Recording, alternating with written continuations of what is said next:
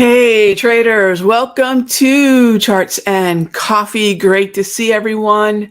Happy Monday. Glad you can make it.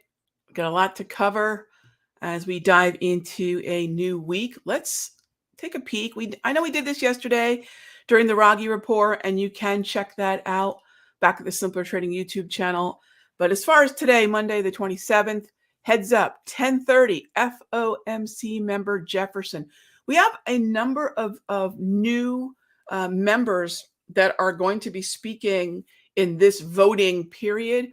We have a bunch of new members, period. They're not all voting members, but we're noticing that even non-voting members in this very prickly macroeconomic environment are moving the markets, the indices, the bonds, the euro. They're moving the market around. And ultimately, what we need to remember is every single one of them has the ability to add a lot of volatility. We've talked about how to handle this volatility. In fact, I have a dedicated video to that called Taking Advantage of FOMC Shenanigans. That's over at the Simpler Trading YouTube channel. You can check that out. It was from about 3 days ago, just 3 days ago. Taking advantage of FOMC shenanigans. What are the adjustments we need to make so we don't get run over by these hot zones? So check that out when you have time, maybe later on today after the bell. All right, so after the closing bell, right? So okay, let's get back to the economic calendar. I'm going to spend a little bit more time here on the trading economics calendar because there are a number of FOMC speaking engagements that end up on this calendar that do not end up on the Forex Factory calendar. And I got to tell you, I made a mistake last week. I forgot to check this calendar. And little oversights like this can make a huge difference in managing risk. And we had a FOMC Raphael Bostic event, and he absolutely whack-a-moled the market. So if you haven't already, check out tradingeconomics.com. Check out their calendar, and you'll see a number of FOMC speaking engagements that are not always on Forex Factory. So you might say, Rog, why look at Forex Factory? Well, the reason for the Forex Factory recommendation, and I will continue to recommend this, is for those of you that are new to Rog, what the heck is a hot zone? How do I know whether or not one of the myriad of global, but most definitely US data releases are indeed those high volatility, high volume, high impact releases? The red, that's where I got the term hot zone from. It just looked red hot, right? So tomorrow we have CB consumer confidence. Scrolling down into Wednesday, we have ISM manufacturing, and then you can see the sprinkling of the many FOMC members. By the way, check back on this every day. Check back on this every day. The main reason being, sometimes these events change in time. Sometimes they're added throughout the week. So every morning, make a pit stop at preferably both of these calendars. All right, so housekeeping out of the way. What do we have to kick off this morning? All right, so let's take a look at what's going on with the broader averages. If you want to get an assessment, if you want to sort of take the pulse, right, if you will, of the broad, not just the broader averages, but bonds, dollar, things like that, really easy to do. What you can do is look at just 3 markets: S&P, bonds, and the euro. That's a really easy way to get a feel for what's going on anytime you're coming back to the computer and trying to figure out, all right, what's been happening as I slept or in my absence. S&P, what do we have? Taking a peek here at the daily time frame, really easy to see. We are rebounding quite nicely from Friday's close. You can see that we're going to likely inherit an overall uptrend on the intraday time frames, and we've gone neutral on the 1 hour. All right, so some optimism coming back into the markets. Another really important thing, the euro. Why look at the euro? This is the purest, most straightforward look at the US dollar that we can pull up, because the US dollar basket, much like the indices, gang, where we're weighted in a bunch of sectors, weighted in a bunch of stocks, the dollar basket is actually weighted with a bunch of currencies. Number one by a landslide is the euro. You want to know what the dollar is doing? It's doing opposite of whatever the euro is doing. Euro is surging higher, has been since 8:30 this morning. What happened at 8:30? Well, if you've already taken a look at the economic calendar, you know we had some data. 8:30 this morning. What happened? Why would there be such a difference in the surge of momentum and so forth? Core durable goods orders. Gang, I'll tell you this. Don't worry about what the number was. Too many folks get hung up on what the actual number was. We want to know the reaction. What point blah, blah, blah means? Almost nothing. How is it being digested, discounted by the euro, by the S&P, by bonds? Right now, we're seeing dollar weakness. How can I say that? We're seeing euro strength. It's really just that easy. All right, last look is the 30-year bond. And by the way, gang, as I see everyone's logging in, please feel free to type in your question, type in your symbol. Do it now, do it quick, because I just go right down the line of questions. You get it in sooner, I can get to it sooner as well. All right, so ZB, what's going on here? Decent bounce. We've been talking about a bounce from this area, which is a Darvis sitting in about the 124.10 area, the 124 handle, moving higher. What does it mean? Just like we talked about with the euro. Euro's moving higher, dollar's moving lower. What does that mean? Well, equities like a weak dollar as a general rule. ZB moving higher. This also means TLT is going to be moving higher. What does that mean? That means we have lower yields. And guess what? Stocks like that too. Yes? All right. So let's jump into, let's jump into your questions. And I want to let everyone know, if you want to look at the market from a volume perspective, let me know. Symbol, time frame, if applicable. If not, I'll just default to the daily. And let me know, Rock, I would like to see a more volume-oriented breakdown. Let me know, because what I'll do is I'll pull up the layout that has my volume max tools. These are always on my screen, gang. You say, Rock, I'd like to get more of a structure look, right? What would we do then? We jump on over to the tops layout. And you say, Rog, all right, I just got the DPMRs. I'm signed up for the class.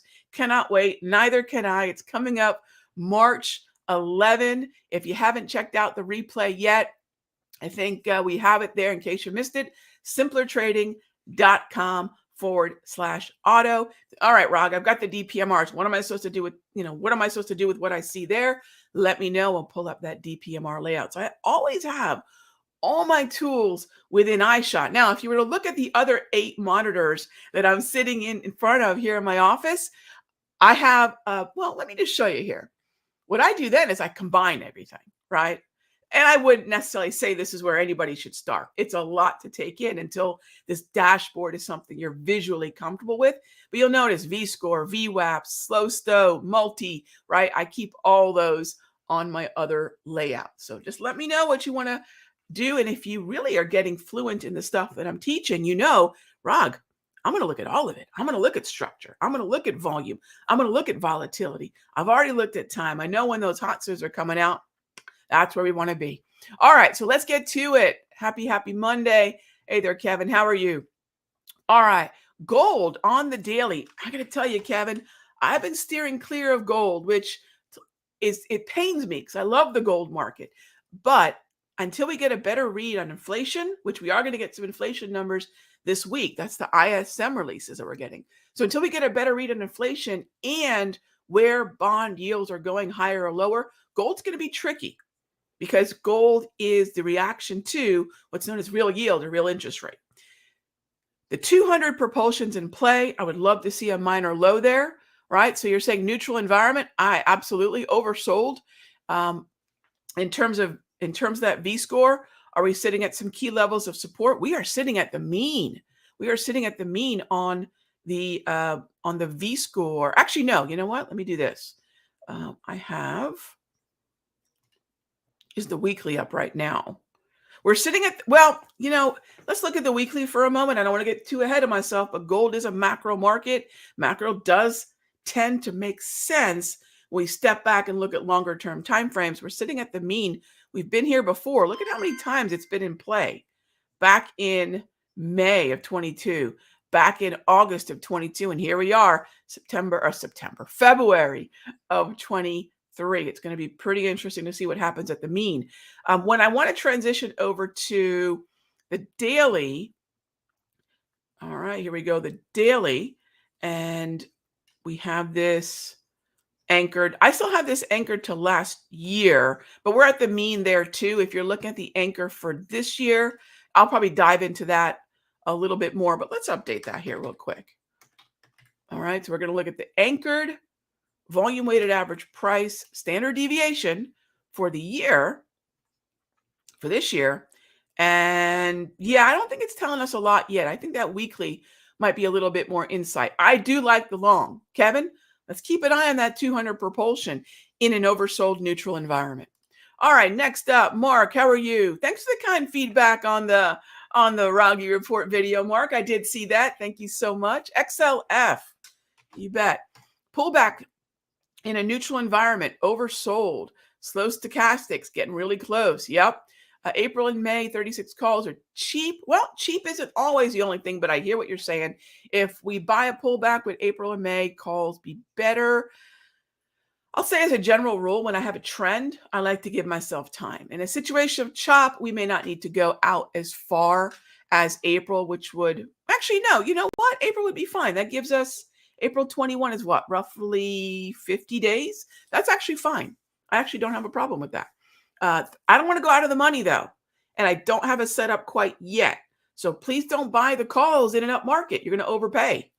We want to buy those calls as they're moving lower in the range, preferably the daily price movement range. We have a lot of data coming up this week for sure. And that data could give us opportunities at some of those levels that we want to take advantage of, right? So great heads up on the XLF. All my cards on the table. We most recently put in a trade in Wells. The reason I bring that up is Wells, which were long calls in, actually hung on to that better bullish structure in a way that was better than XLF. So Mark, sometimes I love that you're looking at the tide. Love it. That's the sector secret, right? But then further along the line of the sector secret is, where are the relative outperformers in that corner of the market? All right, next up, Matt asks, I'm in a short play on PLTR, which just dropped under 50.